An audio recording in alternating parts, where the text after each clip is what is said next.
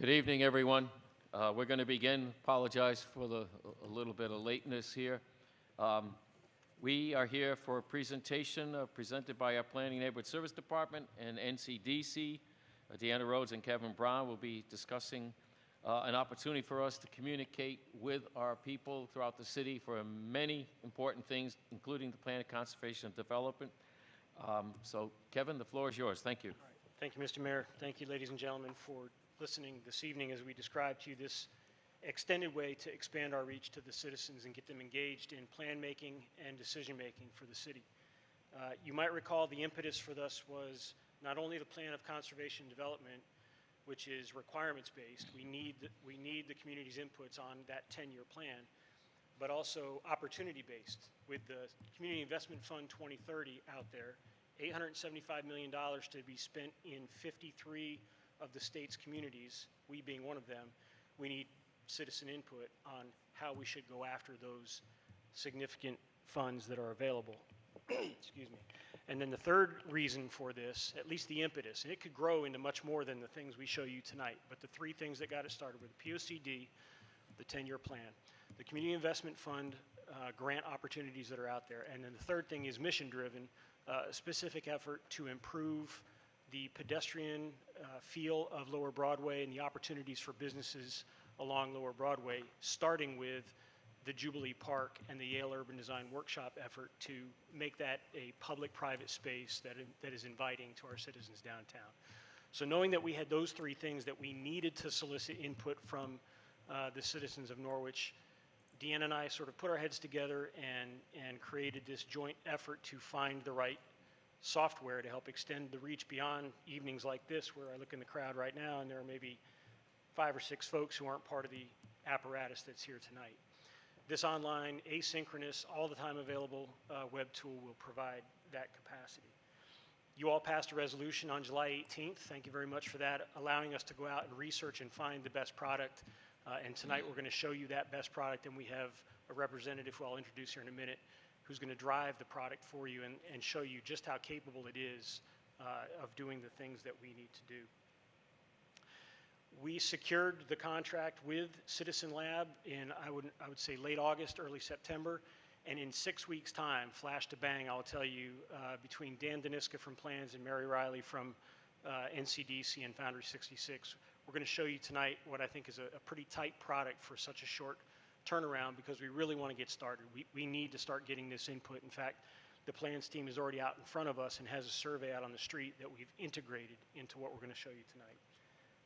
So with me tonight to help as necessary are Deanna Rhodes and Dan Daniska from Planning and Neighborhood Services. Again, POCD is their primary purpose for using this tool. Mary Riley, who is the all other community engagement leader and primary author of the product that you're going to see tonight, although I will tell you that Deanna and I really just asked Dan and Mary, are you done yet, as we got to this point tonight. Dan and Mary put this thing together. And then with us from Citizenlab is Dan Keane. And Dan will kick it off, and he'll show you in a lot more of an agile and adept way, because he's part of the organization, all that it's capable of doing. In this short period of time, we haven't really been able to exploit all of its capabilities, so Dan's going to drive the machine. He's going to show you all that it can do, and you're going to get a good feel for the depth of the capacity of Citizenlab, but you're also going to get a good feeling of the cultural competence that this organization, Citizenlab, has for the importance of engaging with the population in a municipality. Whether it's the folks that are on their team or their familiarity with this whole process and their experience, you're gonna understand why we chose Citizenlab and how capable they are and how powerful this tool could be for us. Then after that, we'll bring our actual page up. After Dan shows you what Citizenlab is all about, we'll bring our actual page up. We'll give you a quick hover over all that's currently loaded up. It's active right now, and we've got a few beta test remarks just to make sure that we test it out appropriately. We'll show you what it is, and then we'll take your questions. So at this point, I'd like to introduce Dan Keane from Citizenlab to give you that capabilities demonstration. Thank you. Everybody can hear me? Is that good? Great. Thanks for having me. Norwich is beautiful. I'll just say that. Quick introduction, because I think it's important for everybody to understand who they're talking to. I am an online engagement manager at Citizenlab, but outside of that, I'm a father of a 6-month-old. I got 2 dogs and a beautiful wife, and I live in just outside Toronto, Ontario, Canada. My background is actually in farming. So I grew up a farmer. I studied food and agribusiness at the University of Delaware in the US, also played lacrosse there. And then after university, like a lot of others, I didn't really know what I wanted to do. And then I stumbled into online engagement, and a world of opportunity opened up. And that's where I found myself at Citizenlab. I've probably been in online engagement for 6 to 7 years, worked with hundreds of municipalities on projects from dog parks to waste management to legalizing cannabis. You name it, I've probably seen it. So again, thanks for having me down. Today's kind of presentation is going to be about what is Citizenlab, why is it important, and how is it important to the citizens? And then obviously I want to turn it over to the Norwich team to show what they've created, because it's really great. Quick introduction about Citizenlab. Unlike a lot of other vendors you may work with, we're actually based out of Europe. We are 7 years young, and we've quickly grown into 18 different countries, which we've just expanded into the US in the last 12 months. So Norwich is an early adopter of Citizenlab. Citizenlab's mission is basically revolves around 3 things. How can we make engagement, so community projects, more inclusive? So there's a reason we're at the school tonight, right? It's accessible, it holds enough people. How can we make engagement in the online space more inclusive through language, through mobile engagement, interactive mapping? How can we just make it fun for the community? The other thing that is our mission is making it more continuous. Everybody's very busy and doesn't have a lot of time in the day. To create meaningful engagement, it takes time. So what we want to do is provide the city of Norwich with the tools that allow them to continuously engage on the projects that are meaningful to its citizens.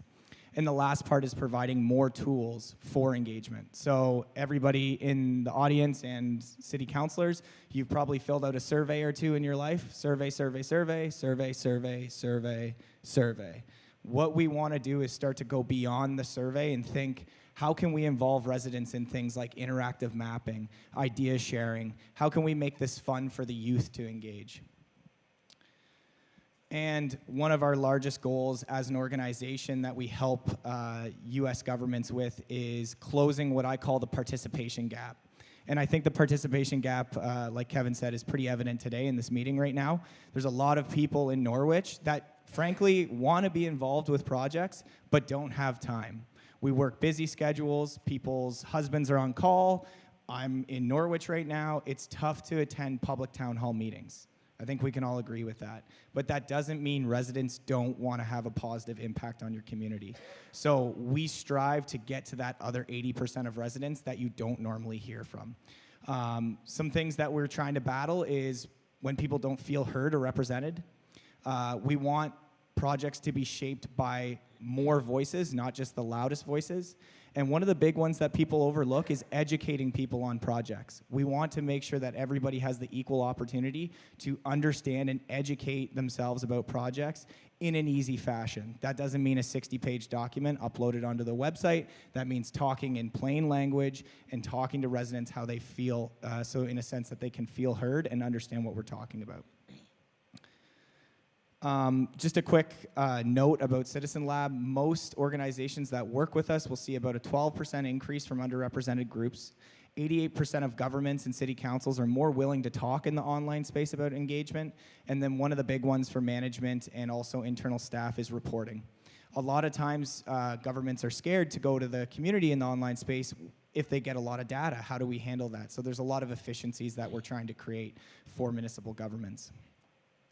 And what we want to do on every project is engage that community, manage that input effectively, whether that's answering questions, analyzing data, and then ultimately we want to bring that data to council to make a decision and obviously close the loop with the community. I talked about surveys earlier. It's important to note out, and I will read this for everybody that's here today because it's tough to see. It's important to know that Norwich now has access to more than just a survey. We can do things like quick polling and advanced surveying, yes, absolutely, but now you have options to run other tools that are more fun and interactive for the community. Things like interactive mapping, online ideation, so sharing and crowdsourcing of ideas. If anybody's ever done that exercise where you go to a wall and put a Post-it up and then you organize all the hundreds of comments, you can do that in the online space. We have options analysis, so you can propose options to the community and allow for voting, as well as participatory budgeting and lots of other tools. And ultimately, what we want to do is involve more people, educate more people, and then make decisions through insights, which I'll quickly show today. And although we've only been here for 12 months, it is important to know that I approached Citizenlab. So I actually worked for another vendor for close to 5 years. They were purchased by a large US tech company, and at that point, I said, what do I want to do with my career now? I love engagement, and where do I want to work? And it's important to know that I approached Citizenlab, and I said, hey, are you coming to the US? And they said, hey, you've hit us at the right time. We just opened up a US office, so in under 12 months, we're working with some of the largest organizations across the US, and we've built quite the resume, and we're excited to have Norwich on our team as well. So quickly, what I'll do now is I'll take everybody through kind of a process of how this works in the citizen's point of view. So you're a citizen in Norwich and you want to get involved in a project. How does that work? So I'm going to use another use case, the city of Lancaster, Pennsylvania. This is their corporate site. You'll notice that they've got a small tab here that says Engage Lancaster. Most cities, you can call this whatever you want. It can be have your say, get involved, engage. But as a user clicks this, you'll notice that this looks much different than a corporate site. Now the city of Norwich is going to have something similar to this, and it's a centralized space for engagement. All of your projects can be seen within 10 seconds on a homepage. So things like future planning, waste management, Vision Zero. If I go down here, you can even see more, such as Arpa funding, equitable engagement. What I like about this, everybody, is that corporate sites serve a purpose, engagement sites serve a purpose, and that is creating an inclusive experience for residents. And you can see all of the different opportunities that people can give feedback on this site. It's important to note that Norwich has chosen to have a registration process in order to build the community.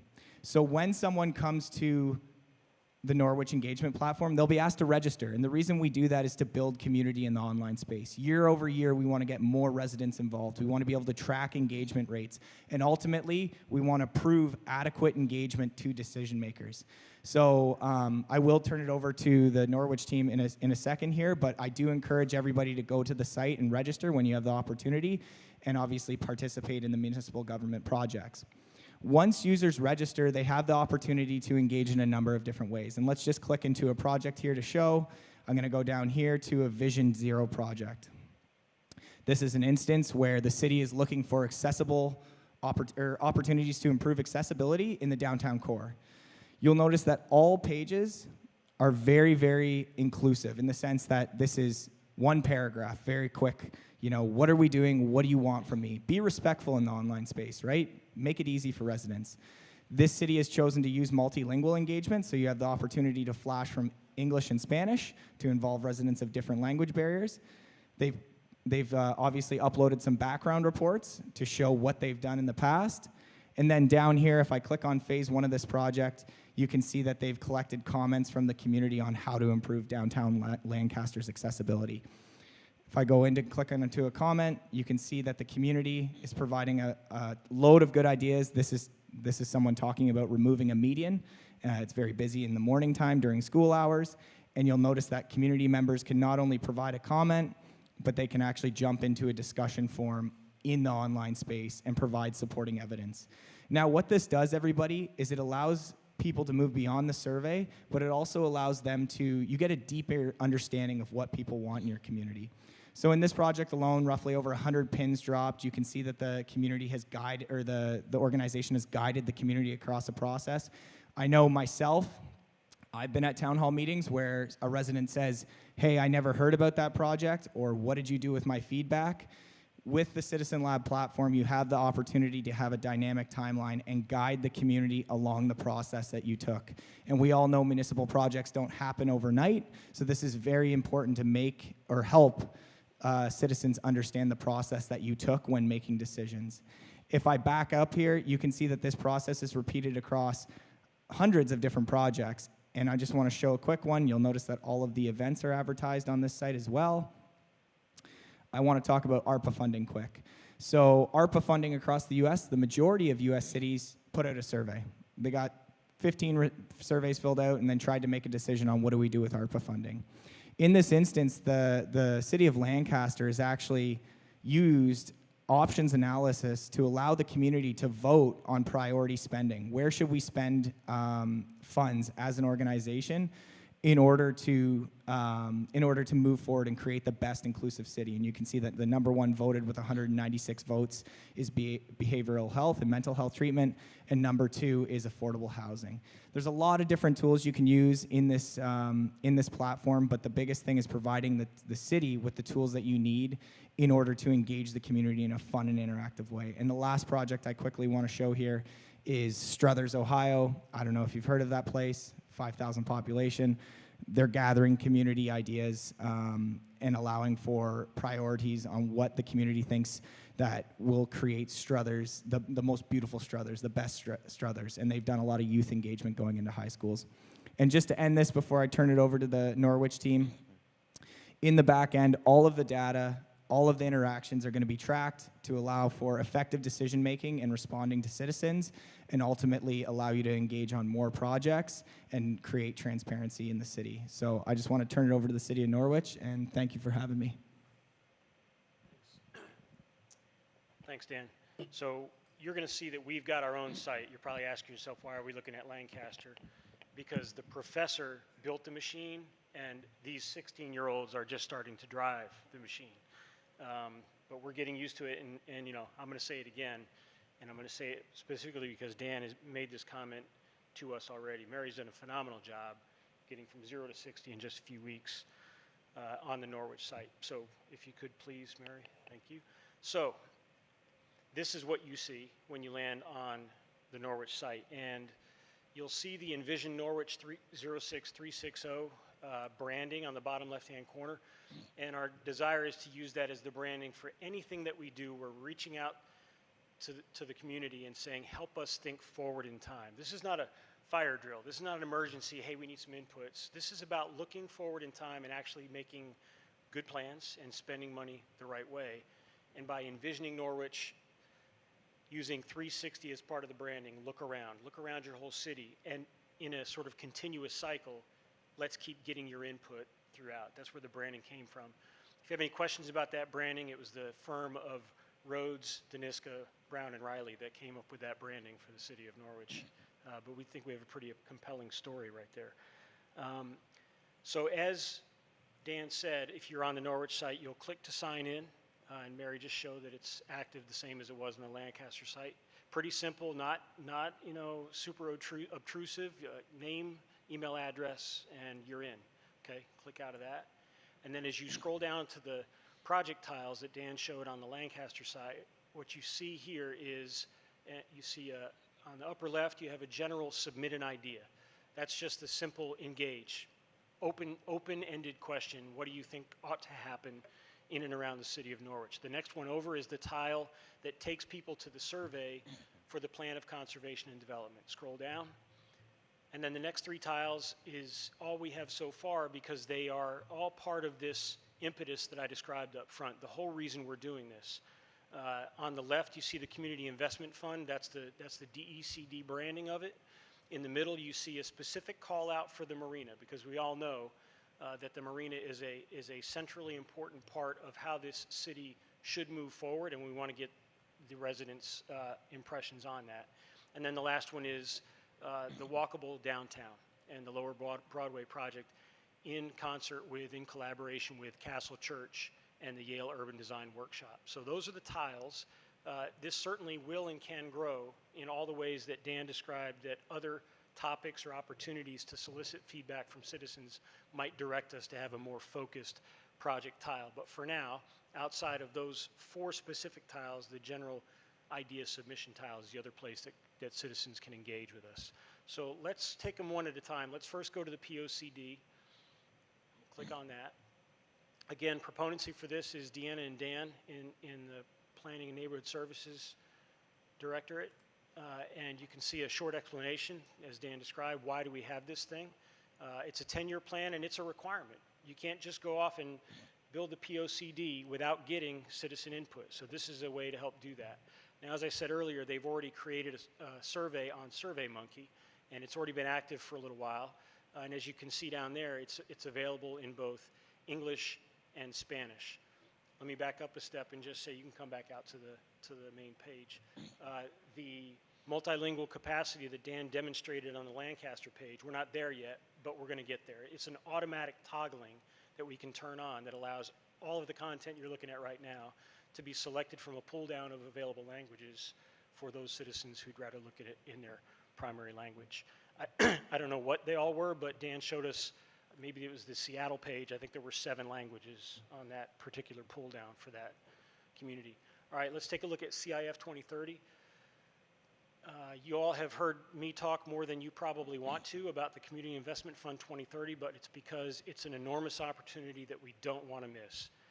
At a time when the state of Connecticut has decided to commit $875 million over the next 5 years to projects in communities like ours, we want to be on target. We want to go after the projects that are a difference maker for the city, and we want to do it in a way that the citizens have had a chance to have input as to what we go after. Now, many of you know that over the last 6 weeks, we've engaged in sort of a Tiger Team planning session because we didn't have the time in this first round. This first round of CIF had an application date of July 15th, and we just didn't have time to get this thing out of the blocks to solicit citizen input. So we had to put some projects together from our own knowledge of the city, its needs, and what we could do next. The good news is, as a result of that, we actually earned one of the 26 grants that was given out from that first round. $71 million were awarded to 26 different projects across the state. There were 146 submitted, and the Reed and Hughes building downtown was one of the recipients of those monies. Now, they still have to go before the bond commission before the end of the calendar year, but that's an example of the kind of thing that, you know, we had to kind of do it on our own in this first tranche, in this first award window, but the next one's going to open up on November 1st, close on January 1st, and be awarded in March. We want to know what the people of Norwich think we ought to go after next. What's that next biggest target? And so to that end, you can see on this page, we've provided about 10 or 11 primers for things that we believe that the city, here we go, has on its mind. And I won't go through it here. Citizens will see it when they go to it. But that is not a restrictive list. This is to help point people at what we think the city needs to do next when we go after one of these large grants. But the open comment and idea submission is what allows other folks to engage in all of those ways that Dan described, whether it's map-based with an image and a location, or just in a card, what's called a card, an actual written submission. Okay, we can back out of this one. Yeah, we already talked about results. Back to the home page. The next one is the marina. And again, purposeful, because in these first 6 meetings of the minds for what do we go after from a CIF 2030 investment standpoint, the marina came in first as the next big project that we ought to be pursuing. And I'll just tell you that in our work group, the Cape Hart Mill and its demolition and potential creation of green space for the Taffville-Greenville neighborhood came in second, and the Chestnut Street Mill, that 200,000 square foot building on Franklin Street, came in third as sort of just big albatrosses that are hanging around the city's neck, that if we could score some of these grant monies from the state, we could actually make movement on those projects. So given that short priority list that we established prior to soliciting all of the citizen feedback, we thought it would be smart to have a separate marina page to get inputs from the community. And so what you'll see is we're trying our best, and Dan can describe it better than maybe I can. In fact, Mary, if I shut up, might be able to describe it better than I can. We're using the budget tool, and this gives the user, the citizen who logs in, the opportunity to sort of allocate dollars in their own way. If you were given $1 million at the marina, not to scale, right? Because it could be a lot more than that. But if you were given $1 million at the marina, as you see there on the screen, how would you allocate that? What would you point it towards? Public space, transportation, housing space, or retail and restaurant, just as 4 broad categories. And remember, in all instances, folks aren't boxed into the construct that we put there. There's always the opportunity to add open comment in addition to what we've provided. So that's the marina site, and then back out, we'll show one more tile, and then we'll take questions. So the last tile is the Lower Broadway Yale Urban Design Workshop study. So you folks know how this thing has sort of emerged and progressed. Castle Church engaged the Yale Urban Design Workshop and said, hey, we are going to take this green space outside of the church and turn it into something special, and it's going to start with this mural that we all saw, magnificent mural that's up there now. I mean, what a great kickstart to trying to revitalize Lower Broadway and make it an accessible and inviting public space for everybody. So the Yale Urban Design Workshop effort actually commences in earnest on October 25th with the first steering committee meeting. Coming out of that steering committee meeting, there'll be a series of design charrettes and focus groups where they will gather literally, in person, small groups of folks, stakeholders, citizens to discuss.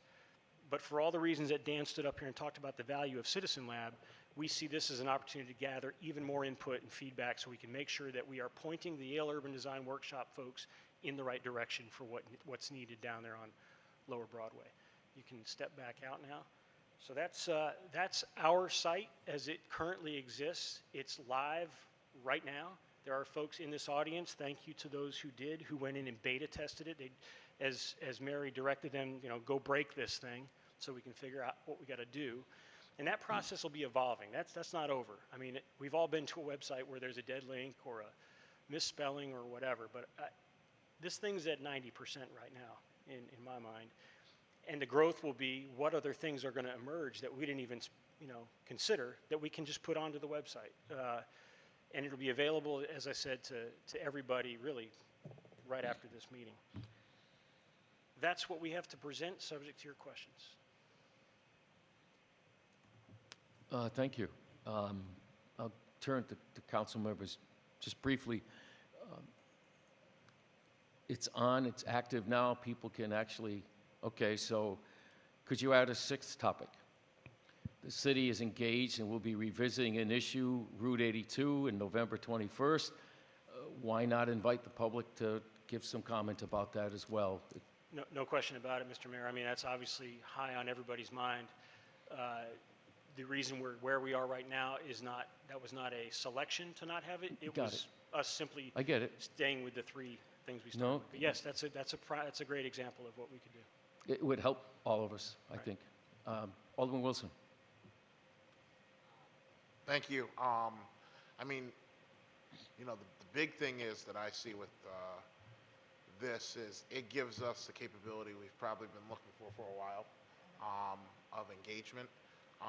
The question I have is the capability of an individual using their cellular device for this? Yes, we've tested that as well, Alderman Wilson, and ultimately one of the evolving improvements is we're going to have a recognizable URL that we can just say in speaking and people can type it right in and it'll pop right up. We're not there yet, but if right now you were to type norwich.citizenlab.co in your web address, whether on your phone, your laptop, or your iPad, it'll come right up, and you'll see that it's formatted to fit the mobile device. It is worth mentioning too. So it is WCAG 2.0 level AA accessibility. So accessibility at our company is one of the highest standards, and it's a continuous improvement. So meaning it's fully mobile compliant. Probably nobody knows what I just meant, but it means that we're good at accessibility. It works on your mobile phone, any screen size, and it's something that's a continuous effort to improve. And the other thing too is before this URL is selected, the team plans on providing a bunch of hyperlinks to get people here. So through outreach or maybe through different websites, you'll be able to click and get to this website as well. So currently it can be accessed from, if someone lands on the NCDC page, you can get here, and our next step is to get it loaded onto the city's website. All right, no. I mean, that was my big question is, the accessibility piece is important. And I think as much input as you get, even on these areas, is amazing. One of the ones I think would be interesting is like when we go to the marina page, the exercise of an individual being able to kind of say what their priorities would be, I think is neat. And I think the way that it's set up makes it easy for high school students, college students to really weigh in on the importance of what those phases or things look like. So you guys have done an excellent job. One last thing, if I could, Mr. Mayor, on that point of accessibility. Dan pointed out to us that it goes beyond just the available platforms that we have in our hands, but also to providing the platform. So as an example, you know, we have a public library, and in the public library, we should probably create an easy link to get to this on all of the terminals that are in the library. Just as one more example. Alderwoman Berto? I love it. I think this is amazing, and it's going to be a great, useful tool for the community to engage with us. And I just have one question. So when you're first logging in, it says sign up, and you said you have to put your name and your email address to enter the page. Is that every single time, or am I going to have to create a Nope. username and password? Well, please. No, so it's important to give everybody access to information that may not want to register. So the way I say it is, if you want to come to this site and learn about what the community is doing, sure, we invite everybody. But if you'd like to provide a little bit of feedback, we encourage you to register. There is certain tools that will be turned off. So if the team wants to do a survey or something like that, they may not ask to register. But no, once you register once, you can save your credentials, and it's a one-time registration. And if I wanted to, can I just like sign in as a guest, or I have to register? You should register. So part of effective decision making, right, is making sure that we're collecting the data we need. So there is no guess mode, but it is a completely customizable registration process. So meaning there's organizations across the U.S. that ask, are you a business owner? What's your age? But just remember, every additional question you ask is a little bit more of a barrier to residents. So what I encourage the team to think about is, you know your community best, right? I have some communities that they just want email address and name, and that's it, and then you're in. That tends to be the most effective. All right, thank you.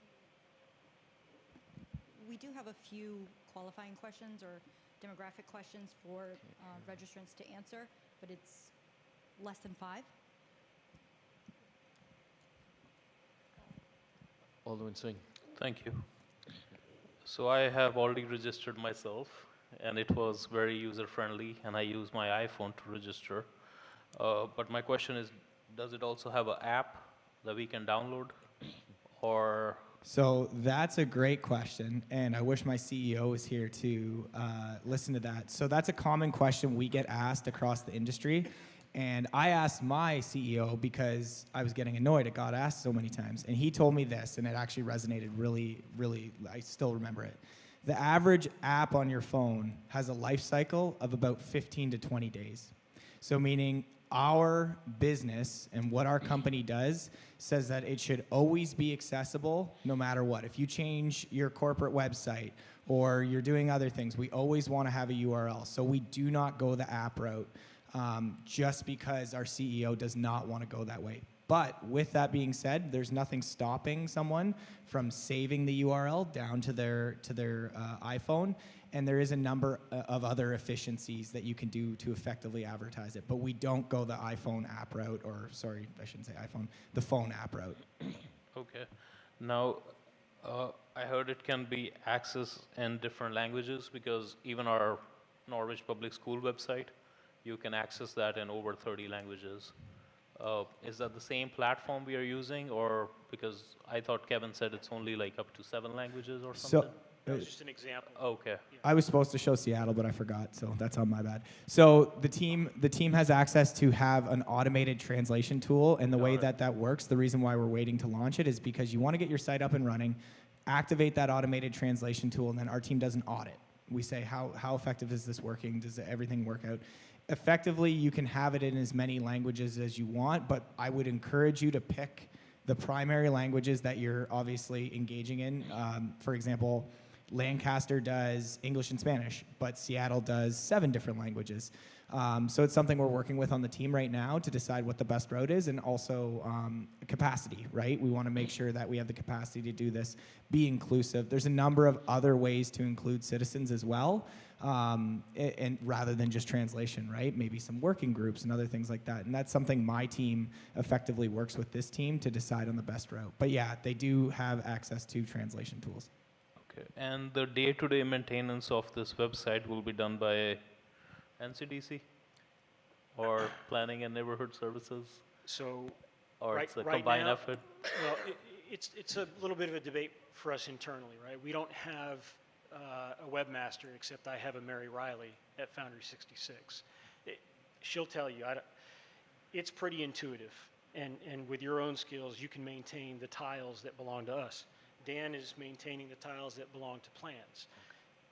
As this thing grows, if there is a directorate or a nonprofit or an agency that wants to have something on here, part of the process will be identifying who's gonna be the manager of that tile. Because one of the things that happens when you set that tile up is you being the webmaster, so to speak, receive alerts when there are updates to that. So you're the manager of that information flow to make sure that somebody's actually seeing what's going on there and responding to it, or managing it, or reporting out on it. And so for now, we're okay. If this grows, we may have to find other people to manage the other tiles. It just all depends on how expansive we get with this. And just for marketing purposes, of course, I'm sure you guys gonna do some QR codes everywhere, some stickers, and are we gonna have some workshops if citizens wants to just come and, Yes. Okay, I- thank you. That's a great point, Alderman Singh. I mean, we've done workshops before for other things. We hadn't actually contemplated it as yet, but 100%, yeah, we need to do that. And I don't know if there's anything from the corporate That's something side. my team will help with too. Included in the package is basically, it's called a communications toolkit, and it's recommendations on how to promote the site effectively over a 12-month period. So things like maybe everybody changes their email signature to have a direct link to the project or the site in general. So for example, if Dan's running a project, maybe Dan's email signature every single time he speaks to somebody or sends an email has a direct link to that project that they're working on. Or maybe you throw it goes to the hub. Community libraries are a great resource. QR codes are another great one that I absolutely love. There's many different ways to promote the site, but it really starts with all of you up there knowing about the site, directing citizens to that site, and then obviously letting it grow organically. So I'm glad that you're asking these types of questions, because that's the biggest one, is getting people to this site. That communication effort that Dan spoke of, we have a dedicated put the wrong title on it, customer assistance. Gov Success Manager. So the City of Norwich is working with Amanda Rotella. She used to be an assistant city manager and also led a community engagement team at Santa Cruz, California. She heads up our Gov Success team and works one-on-one with this team to make sure that they're not only successful, but how do we benchmark year over year? Every city's different, right? So 100 people registered on this platform might be a big success, or maybe it's not. These are the things that we decide as a team, and we work collaboratively with you. And then year over year, we want to improve those engagement rates, better educate residents, and overall tie that impact to how this platform has affected the community. Now, just the last one. So of course, citizens and business owners can make their account here, or can anybody from anywhere in the world can also? So I'll field that one. So this all has to do with registration, right? If you don't have registration on, anything can happen, and you've probably seen it. Registration is a little bit of a barrier, but if you don't give, and I like that you asked 5 identifying questions, if you don't give somebody a reason to lie, they're not going to lie. So for example, everybody, I'm traveling from Toronto, or not Toronto, I'm actually from Fergus, Ontario, Canada. If you know where that is, you win a prize because it's very small. I came to Norwich. I've been here for a couple days now, and I've traveled around your city. If I have an opinion about something, maybe accessibility, or maybe I want to make a comment on the beautiful art or murals, I should be able to do that. It's just that I need to identify myself beforehand. On top of that, if you're worried about people hijacking projects, all you need to do is ask a little bit of identifying questions, and for them to hijack a project, they would have to register multiple times, go to multiple different locations, and then put in comments at different times in order for our team not to track that. So we moderate against spam, any type of that stuff. We have eyes on that to ensure suspicious activity does not happen on the site. So it's very, very difficult. You have to find somebody with a lot of time on their hands. Thank you. Thank you. Other questions? Alderman Wilson. So I'm going to go back to accessibility. Signing up. The young mind in me is thinking, you go on certain websites, they can link the registration to their Facebook, or I think the other big one is the Google account, Gmail, things of that sort. Is there a capability possible for registration here? And in your opinion, I'll take your opinion on this, is it effective, or is it something that you would shy away from?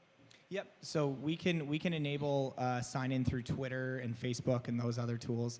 We haven't done that yet, have we?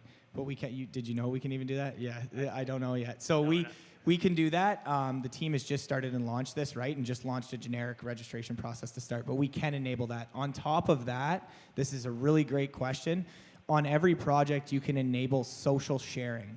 So what that means, if somebody goes to Envision Norwich and posts a comment, you can click the Twitter and tweet it out. So what that does is drives more traffic. There's some really cool stories from the past from one resident engaging upwards of, I mean, this is a bad population example, but one resident in the past has engaged 30,000 other people, brought 30,000 people to one site. A famous hockey player in Canada tweeted something and brought that many people to the site. So there's an example right there of whoever has posted this comment can simply click the Twitter sign, and then that's going to shoot the comment over to their Twitter and drive people to this page. And the only reason I asked that question is that everybody's always on their phone, they're always on social media. And so, again, when we're talking engagement, those comments, however we take them, are beneficial to reaching a greater amount of individuals. But the other reason is it's less time for certain individuals to engage as far as having to sign in and do all of the other necessary things. And then the third piece is, you answered the second question I was going to ask. It drives more individuals without necessarily having to put out the URL codes and things of that sort. So. And measuring is listening, right? So what we want to do is we want to tell the community, like, this is the space that we're listening, right? Twitter, Facebook, TikTok, all those other things, those are great social sharing tools or getting the information out. But when it comes to political decision-making or municipal decision-making, we want them to head to our new engagement platform. Because another thing, too, we can analyze comments a lot easier, right? It's a lot more effective for staff.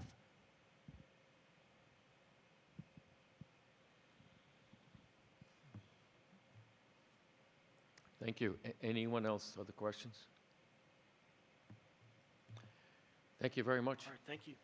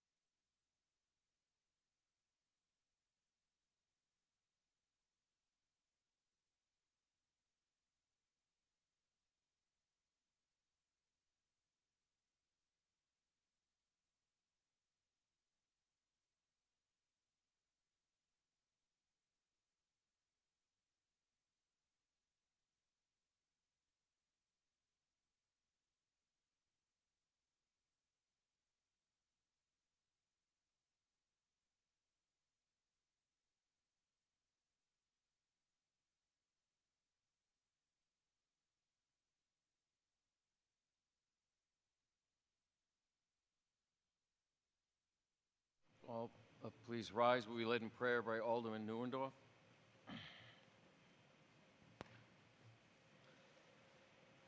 Almighty God, we ask you for your blessing upon the members of this council as we assemble here in these chambers to conduct the ongoing business of our city.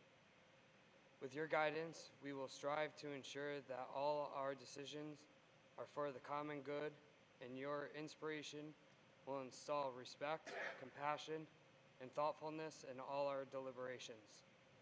Give us the strength and wisdom to lead by example as the people's representatives, and that peace and harmony will mark all our proceedings and keep us faithful to the trust placed in us by the citizens of your community. Amen. Amen. We've been led in a pledge of allegiance by President Pro Tem Joe DeLucia, please.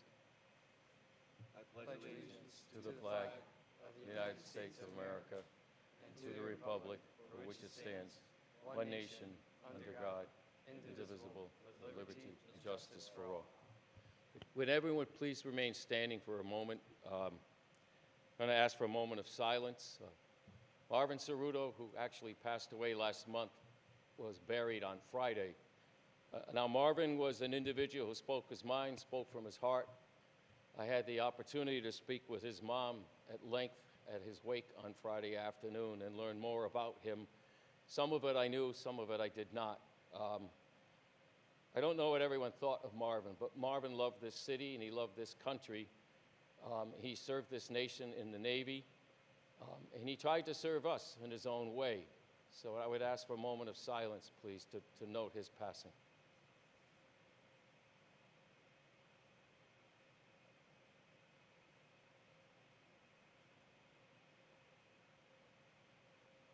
Thank you.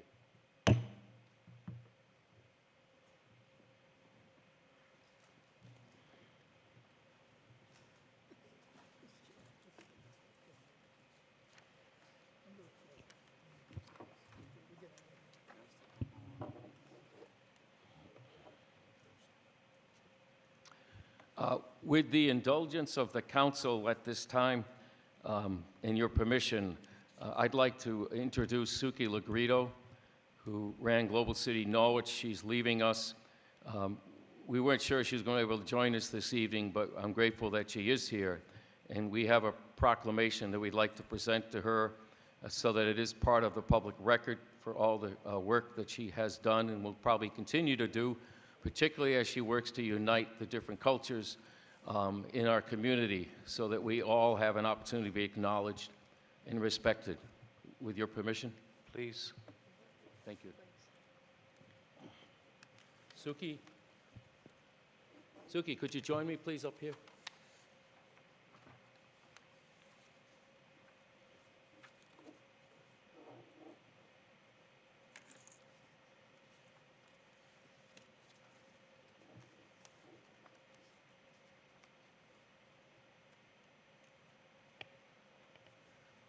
Hello again. We actually presented this to her earlier tonight down at Foundry 66 at NCDC. There was a nice gathering of people that we now can say we know, that they're our friends. They've been brought out into the community. They're active in our community now. In a large degree, that's through the work of Global City Norwich that Suki ran. Several people tonight called her a one-woman band because she was working by herself, and there were many, many volunteers who also are continuing to stay active in the community, but we wanted to extend our thanks to her publicly this evening. So, whereas since 2018, Global City Norwich has brought multiple cultures and communities together for festivals and flag raisings to attract residents and visitors to the Norwich, the downtown area. It was Chelsea Groton Foundation presented a grant donation to Global City Norwich to be used specifically for assisting multicultural entrepreneurs and small business owners who are interested in occupying storefront spaces in the downtown area or currently own businesses and are looking to grow. And whereas in her role as a liaison for Global City Norwich, Suki Lagrito worked tirelessly to support the festivals that celebrate ethnic heritage and ran business education programs for entrepreneurs.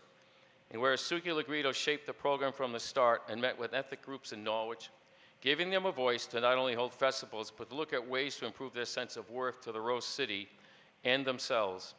And whereas Suki Lagrito has worked diligently to bring the Chelsea Groton Foundation vision to fruition, to acknowledge and promote multicultural growth in businesses. And whereas Suki Lagrito and Avina Lozano, her daughter, moved to Norwich so Avina could attend NFA, and they fell in love with the city and all it offered. And whereas the Rose City thanks Suki Lagrito for her hard work and dedication to Norwich and our residents and for bringing her energy to us. Now therefore, I, Mayor Peter Robert Nystrom, and Norwich City Council President Pro Tem Joseph A. DeLucia, on behalf of the Norwich City Council and the citizens of the city of Norwich, to hereby thank Suki Lagrito on her impressive work and on her commitment to Global City Norwich and the many residents here in Norwich, dated this 3rd day of October. Again, thank you so much, Suki.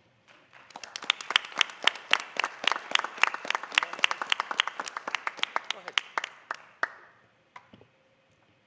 I'd like to thank Mayor Nystrom, City Council, the City of Norwich, NCDC, and everyone in this community that has helped to give all of us more opportunity and to open the doors for more culture, diversity, and inclusion in the city. So thank you all for believing and supporting Global City Norwich and all the efforts that collectively we've done together as a city. Thank you.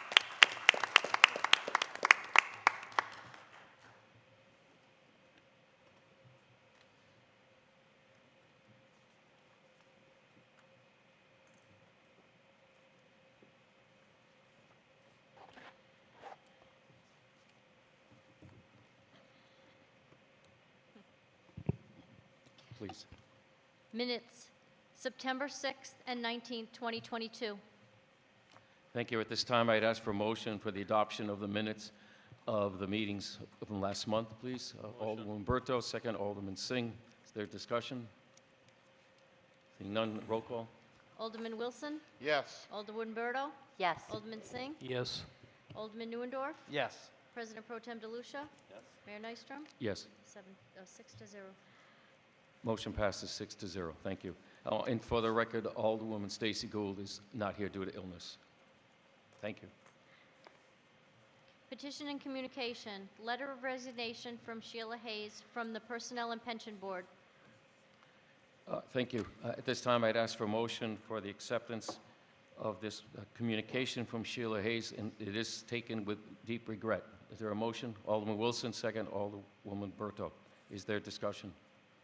Alderman Wilson. I would like to thank Ms. Hayes for her hard work on this important board here in the city of Norwich. You know, the work that this board has done over the last year has allowed the city as well as the council to chart a path forward with a clear vision. And again, we thank each and everything that you guys do on that board, and thank you for being a part of leading an effort that put us on a very good path. So thank you again for your service. Thank you. Is there further comment? Yes, Alderwoman Berto. I too just want to thank Sheila Hayes for her service on the Personnel and Pension Board. Very, very good work. Thank you. You'll have big shoes to fill. Thank you. Thank you. Is there further discussion? Seeing none, the roll call, please. Alderman Wilson, Yes. Alderwoman Berto. Yes. Alderman Singh. Yes. Alderman Neuendorf, Yes. President Pro Tem DeLucia. Yes. Mayor Nystrom, Yes. 6-0. Motion passes 6-0. Letter regarding referral from the City Council and Board of Education Ad Hoc Committee. Motion, please, to accept Alderman Singh, second Alderwoman Berto. Is there discussion? Roll call, please. Alderman Wilson, Yes. Alderwoman Berto, Yes. Alderman Singh. Yes. Alderman Neuendorf, Yes. President Pro Tem DeLucia. Yes. Mayor Nystrom, Yes. 6-0. Motion passes 6-0. Old business resolution, relative to deposit the unexpended education funds for fiscal year 2021-22 general fund budget into the non-lapsing account for the unexpended unexpended education funds. Motion, please, to bring this to the floor. Alderman Singh, second. Alderwoman Berto. Is there discussion?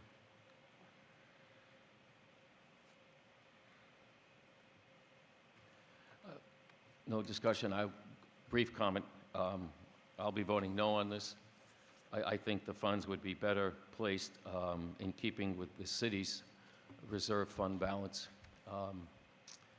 City's going to move forward with some difficult budgets going in the future. The Board of Education is part of the city. If there were other emergencies, they can certainly come back to us, but I think the funds should be deposited with the city. They also have access to ERISA monies, ERISA 2 and ERISA 3, and that's an amount of about $12 million. And they haven't spent any money from the non-lapsing account that was created last year. I think the funds would be better served on the city side, but that's just myself. Roll call, please. Alderman Wilson? Yes. Alderwoman Berto? Yes. Alderman Singh? Yes. Alderman Neuendorf? No. President Pro Tem DeLucia? Yes. Mayor Nystrom? No. That's 4 to 2. Motion passes 4-2. City Manager's report.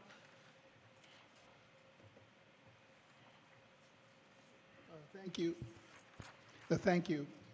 This is the City Manager's report for October 3rd, 2022.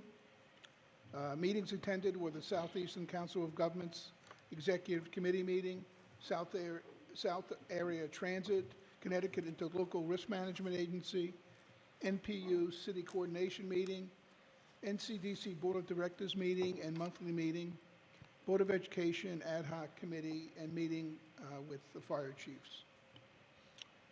I'm pleased to announce that I have appointed Kate Mild as Director of Human Services. Kate has been working for the City of Norwich Youth and Family Services since 2019.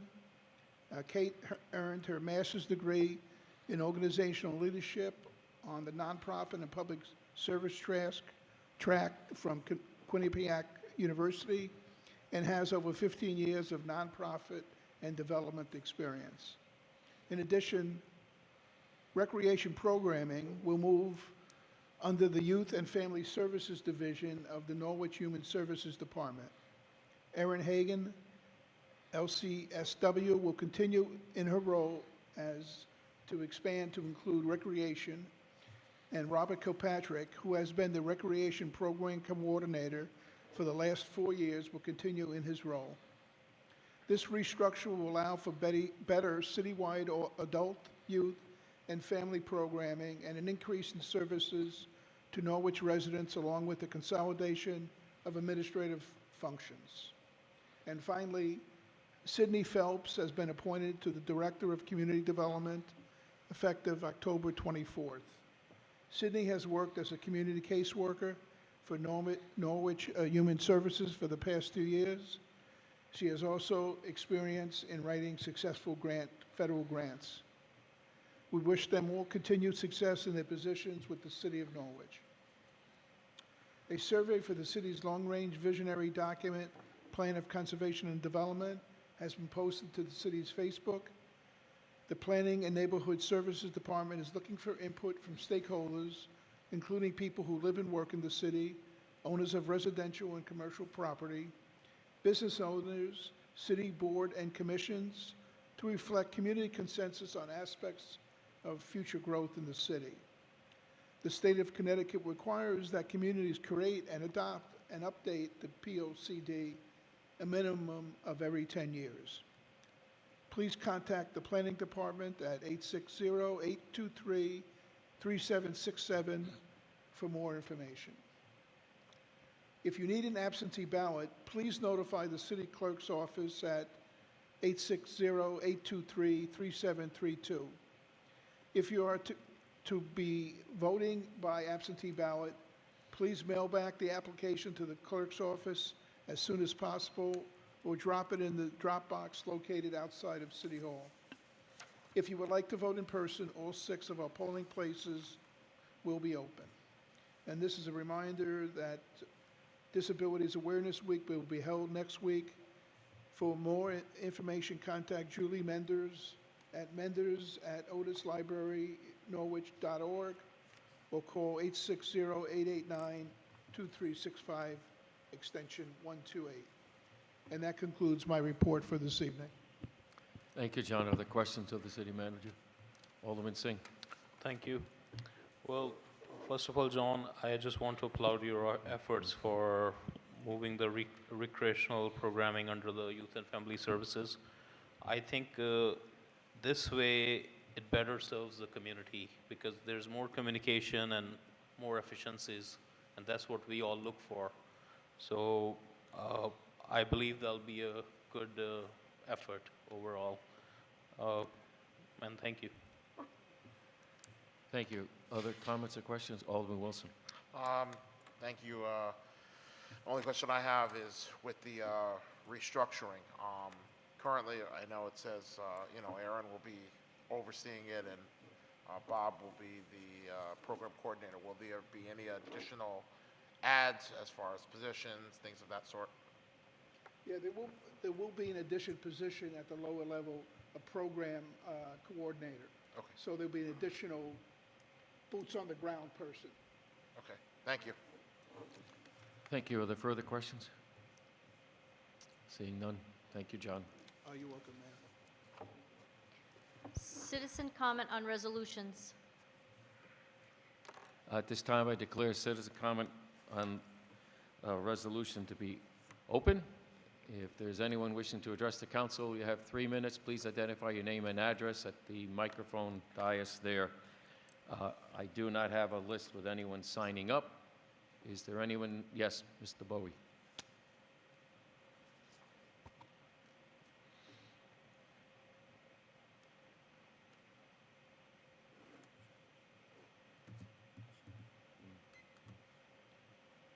Rodney Boyd, 62 Roosevelt Avenue. This afternoon, I took a look at all of the new ordinances. I was disgusted. Excuse me, this is not about ordinances. This is about the one resolution on our agenda this evening. Those ordinances will be heard at public hearings at the appropriate time, but not this evening. They're not even before us as of this time. Okay. Thank you, sir. Is there anyone else here who would like to speak to the resolution listed on the new business resolution at this time? Is there anyone who would like to speak to us on the resolution of the new business at this time? Is there anyone who would like to speak to us on the new business, the resolution at this time? Seeing no one else, I declare that closed. Thank you. Number 1, relative to creating a health equity committee and appointing members. Thank you. At this time, I'd ask for a motion to bring this to the floor. Alderman Singh, second Alderwoman Berto, excuse me. Is there discussion? Roll call. Alderman Wilson? Yes. Alderman Berto? Yes. Alderman Singh? Yes. Alderman Neuendorf? Yes. President Pro Tem DeLucia? Yes. Mayor Nystrom? Yes. 6-0. Motion passes 6-0. Thank you. New business ordinances. An ordinance appropriating $1,800,000 for the cost associated with a tank aeration mixing system at the Richard Brown Drive in the town of Montville, authorizing the issue of $1,800,000 revenue bonds of the city secured solely by water revenue to meet said appropriation, and authorizing the City of Norwich and Department of Public Utilities to enter into grant and loan agreements and a joint resolution with the State of Connecticut with respect hereto. Thank you. At this time, I would ask for a motion to raise this for public hearing. We will schedule for November 7th, that it also be referred to the Commission on the City Plan at this time, and that we'll move forward for the second reading and action on it at this time. Is there such a motion? Alderman Berto, second Alderman Neuendorf. Roll call, please. Alderman Wilson? Yes. Alderman Berto? Yes. Alderman Singh? Yes. Alderman Neuendorf? Yes. President Pro Tem DeLucia? Yes. Yes. Mayor Nystrom? 6-0. Motion passes 6-0. Number 2, an ordinance appropriating $2,250,000 for the cost of the rehabilitation and replacement of the Rose Alley Pump Station Force Main in the city of Norwich, authorizing the issue of $2,250,000 revenue bonds of the city secured solely by sewer revenue to meet said appropriation, and authorizing the city and the sewer authority to enter into grant and loan agreements and a joint resolution with the state of Connecticut with respect hereto. Thank you. At this time, I'd ask for a motion to raise this for public hearing again for November 7th, to waive the full text and reading at this time, and to schedule it for the public hearing and referral to Commission on the City Plan. Is there a motion, please? Alderman Grant Neuendorf, second Alderman Singh. Is there discussion? Roll call. Alderman Wilson? Yes. Alderman Berto? Yes. Alderman Singh? Yes. Alderman Neuendorf? Yes. President Pro Tem DeLucia? Yes. Mayor Nystrom? Yes. That's 6-0. Motion passes 6-0. Number 3, an ordinance authorizing the issuance of non-revolving master line of credit facility and related documents by the City of Norwich, Department of Public Utilities, in the amount not to exceed $10 million to the finance capital improvements related to its gas and electric infrastructure. Thank you. At this time, I would ask for a motion to raise this for public hearing on November 7th, to waive the full text and reading, and also send it to CCP. Is there such a motion? Alderwoman Berto, second Alderman Singh. Roll call. Alderman Wilson? Yes. Alderman Berto? Yes. Alderman Singh? Yes. Alderman Neuendorf? Yes. President Pro Tem DeLucia? Yes. Mayor Nystrom? Yes. That's 6-0. Motion passes 6-0. Thank you. Number 4, an ordinance appropriating $6,750,000 for the cost of the rehabilitation and replacement of the South Thames Street Pump Station Force Main in the city of Norwich, authorizing the issuance of $6,750,000 revenue bonds of the city secured solely by sewer revenue to meet said appropriation, and authorizing the city and sewer authority to enter into grant and loan agreements and a joint resolution with the state of Connecticut with respect hereto. Thank you again. At this time, I'd ask for a motion to raise it for public hearing for November 7th, to waive the full text and reading at this time, and to refer it to the CCP. Alderwoman Berto, second, please. Alderman Singh. Roll call. Alderman Wilson? Yes. Alderman Berto? Yes. Alderman Singh? Yes. Alderman Neuendorf? Yes. President Pro Tem DeLucia? Yes. Mayor Nystrom? Yes. 6-0. Motion passes 6-0. Number 5, an ordinance appropriating $1.8 million for the cost associated with a tank aeration mixing system at the Stanley Israelite Business Park in the city of Norwich, authorizing the issuance of $1,800,000 revenue bonds of the city secured solely by water revenue to meet said appropriation, and authorizing the city of Norwich and Department of Public Utilities to enter into grant and loan agreements and a joint resolution with the state of Connecticut with respect hereto. Thank you. At this time, I'd ask for a motion again to raise this for public hearing on November 7th, refer to the Commission on City Plan, and waive the full text and reading at this time. Motion, please. Alderman Grant Neuendorf, Alderwoman Tracy Berto. Discussion, roll call. Alderman Wilson? Yes. Alderman Berto? Yes. Alderman Singh? Yes. Alderman Neuendorf? Yes. President Pro Tem DeLucia? Mayor Nystrom? Yes. 6-0. Motion passes 6-0. Number 6, an ordinance appropriating $2,400,000 for the planning and design and repair of the Yannick water tank in the city, authorizing the issuance of $2,400,000 revenue bonds of the city secured solely by water revenue to meet said appropriation, and authorizing the city and Department of Public Utilities to enter into grant and loan agreements with a joint resolution with the state of Connecticut with respect hereto. Thank you. At this time, I'd ask for a motion to raise this for public hearing scheduled for November 7th, refer to CCP in between, and waive the full text and reading at this time. Is there a motion? Alderman Singh, second Alderman Grant Neuendorf. Is there discussion? Seeing none, roll call. Alderman Wilson? Yes. Alderman Berto? Yes. Alderman Singh? Yes. Alderman Neuendorf? Yes. President Pro Tem DeLucia? Yes. Mayor Nystrom? Yes. 6-0. Thank you. Motion passes 6-0. Alderman Neuendorf, you have a Motion. I hereby move pursuant to Connecticut General Status Statute Section 1-206 that members of the Norwich City Council go into executive session to discuss the acquisition or disposition of real estate or interest in real estate when publicity regarding the site and proposal, including proposed construction, would adversely impact the price of the same as to the interest of the city. To review preliminary drafts concerning proposed development and use of the property feasibility estimates and evaluation. The council having determined that the public interest in withholding such clearly outweighs the public interest in disclosure, as well as to review commercial or financial information provided in confidence not required by statute.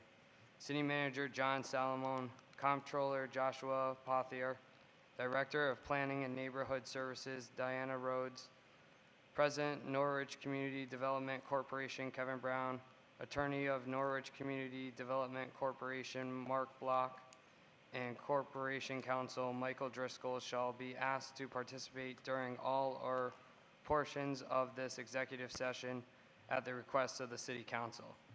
The council shall then continue in executive session with Corporation Counsel Michael Driscoll to discuss the employment of City Manager John Salamone, who does not require that the discussion be held in an open meeting. Thank you. Is there a second? Second. Alderman Singh. Ald- Roll call. Alderman Wilson? Yes. Alderman Berto? Yes. Alderman Singh? Yes. Alderman Neuendorf? Yes. President Pro Tem DeLucia? Mayor Nystrom? Yes. That's 6-0. Motion passes 6-0. Please, if you join us in the Board of Ed's main room. Thank you. And please turn your microphones off because the battery will wear down.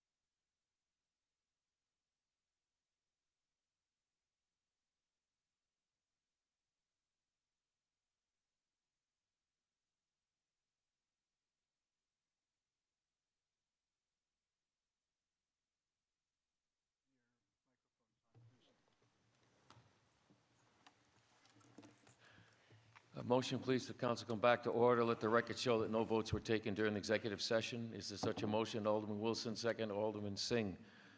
Roll call. Wilson? Yes. Berto? Yes. Singh? Yes. Neuendorf? Yes. DeLucia? Nystrom, yes. Motion to return passes 6-0. Is there a motion to adjourn? Alderwoman Berto, second. Alderman Singh.